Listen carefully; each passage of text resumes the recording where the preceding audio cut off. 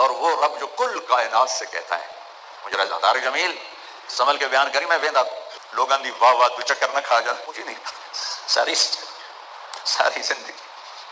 تھک تھک کے گزاری ہڈیوں میں بھی درد بیٹھ گیا اور اللہ قیامت کے دن اگر کہہ دے تو سارا اپنی چوتر واسطے کی تھے تو اللہ سچا ہے میں جھوٹ توبہ کر دے اس کو اللہ ہر نعمت امتحان کو سخت کر دیتی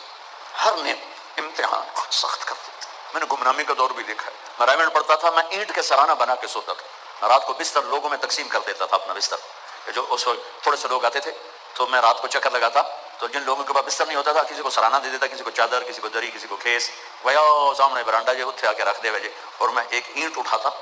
اور اس پر اپنا چھوٹا سا رومال رکھ کے اینٹ کا سرانہ بنا کے میں سو جاتا اگر اس وقت میں مر جاتا تو مجھے غالب گمان تھا کہ میرا کام بن جائے لیکن آج مجھے نہیں پتا کیا ہونے والا ہے اور کیا ہوگا لیکن ہم اللہ کی رحمت پر آس رکھتے ہیں